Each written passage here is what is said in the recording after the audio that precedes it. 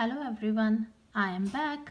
आज मैं आपको ऑडिटरी सेंसरी के बारे में बताऊंगी। लास्ट वीडियो में हमने टेक्टाइल और विजुअल के बारे में पढ़ा था। आज हम थोड़ा सा ऑडिटरी के बारे में पढ़ेंगे।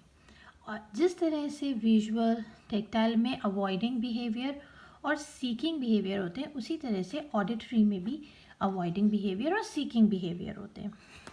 जैसे ऑडिटरी में अवॉइडिंग बिहेवियर क्या होते हैं? जहाँ पे बच्चा बहुत रोता है।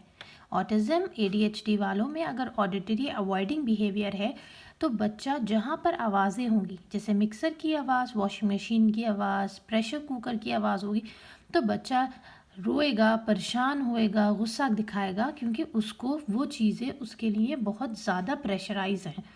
उसको अवॉइड करता है वो उन चीज़ों को, तो वो कह के तो अवॉइड नहीं कर सकता कि मुझे अच्छा नहीं लग रहा। वो रो के और गुस्सा दिखा के परेशान होके अवॉइड करता है। और उन सब आवाज़ों से बचने के लिए वो अपने कानों पे हाथ लगाता है ताकि वो उन आवाज़ों से बच सके। जो आसपास की सोशल इंटरेक्शन है, जैसे हम लोग बात ज़ोर ज़ोर से करते हैं, टीवी चलाते हैं, वो सब चीज़ें को भी वो अवॉइड करने के लिए अपने कानों में हाथ लगाता है। क्योंकि पेरेंट्स ऑटिज्म बच्चों में जिनमें ऑडिटरी बिहेवियर होता है, उनमें जो आवाज़ें होती हैं उनके कानों तक पहुंचती हैं, वो बहुत ज़्यादा उनको हम नॉर्मल सुनते हैं पर वो नॉर्मल नहीं सुन पाते। एज एग्जाम्पल, उन लोगों के लिए बहुत परेशानी होती है उन आवाज़ों को सुनना, उन आवाज़ों को समझने के लिए। वो टॉयज़ से भी बहुत घबराते हैं, म्यूज़िक वाले टॉयज़ होते हैं, क्योंकि ऑब्वियस सी बात है उनको इतना प्रेशर नहीं मतलब इतने ज़्यादा प्रेशराइज होते हैं वो आवाज़ों से कि वो परेशान हो जाते हैं। इसलिए वो ये सब चीज़ें दिखाते हैं अवॉइड करने के लिए। उसी तरह से जिस तरह से ऑडिटरी में अवॉइडिंग बिहेवियर होता है, ऑडिटरी में सीकिंग बिहेवियर भी होता है। ऑटिज्म में, ADHD में बच्चे अवॉइड करते हैं ऑडिटरी को, तो परेशान होके कानों पे हाथ रख के भाग जाती हैं उस जगह से। लेकिन जहाँ पर सीकिंग होता है वहाँ बच्चे ज़ोर ज़ोर से आवाज़ें सुनना पसंद करते हैं।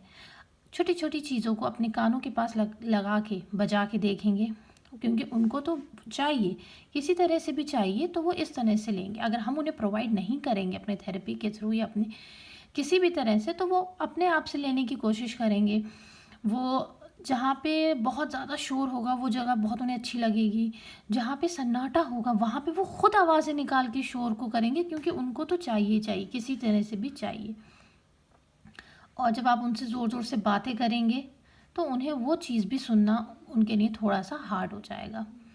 ऑडिटरी ऑटिज़म में बहुत कम होता है, लेकिन होता है। हम अपनी थेरेपीज़ के थ्रू और अपने एक्टिविटीज़ के थ्रू इस चीज़ को हम अच्छे से सॉल्व कर सकते हैं। पेरेंट्स, अगर आप थेरेपीज़ पे नहीं जा पा रहे तो ऑडिटरी को सॉल्व करने के लिए मैंने कुछ एक्टिविटीज़ बनाई है, ये आपको ज़रूर हेल्पफुल करेंगी अगर आप इसको सही ढंग से अच्छे से करेंगे। इस एक्टिविटीज़ को मैं डिटेल में भी शेयर करूँगी। पहली एक्टिविटीज़ है कामिंग म्यूज़िक। ज़्यादातर यूट्यूब पे कामिंग म्यूज़िक आती है, हम बच्चों को वो सुना सकते हैं, पर एक बात ध्यान में रखना है, कामिंग म्यूज़िक सुनाते टाइम बच्चों को एक्टिविटी ज़रूर करानी है। हम कोई भी मूवमेंट वाली एक्टिविटीज़ कराएंगे, कोई भी एनिमल वॉक कुछ भी कराएंगे, तो हम उसको थोड़ा थोड़ा साउंड्स देंगे। अगर बच्चा अवॉइड करता है, बहुत परेशान होता है साउंड से कोई एक्टिविटीज़ कराते टाइम, हम उसको हेडफोन्स भी पहना सकते हैं। उसके बाद हम उसको, अगर वो सीख करता है, वो हर तरह से लेता है, हैंड्स फ्लैपिंग, अपने हैंड्स फ्लैप करता है, एक्साइटेड होता है, कुकर विसिल इन सब चीज़ों को सुनते हुए, तो हम उसको थोड़ा थोड़ा वो प्रोवाइड करेंगे। जैसे हमने राइस की बॉटल बना दी, उसके सामने उसको हिला के दिखाया और फिर उससे पूछा ये राइस की आवाज़ है ना, तो उसके आंखों पे हाथ रखेंगे। उसी तरह से हम डिफरेंट डिफरेंट चीज़ों की आवाज़ें उसको ऑर्गेनाइज करेंगे और उससे पूछेंगे बताइए किस किसी। ये सारी एक्टिविटीज़ मैं डिटेल में शेयर करूँगी कैसे कब करना है, पर आप कोशिश करिएगा अभी से स्टार्ट करिए, थोड़ा थोड़ा करेंगे, बच्चे में ज़रूर इम्प्रूवमेंट दिखेगा। Auditory, visual, tactile, vestibular, प्रोप्रोसेप्टिव, parents, ये ऐसी चीज़ें हैं अगर बच्चे की ये सॉल्व हो जाती हैं तो बच्चा ऑटिज्म और ADHD से 90% बाहर आ सकता है। आज की थोड़ी सी हम सिंपल मैचिंग एक्टिविटीज़ करेंगे।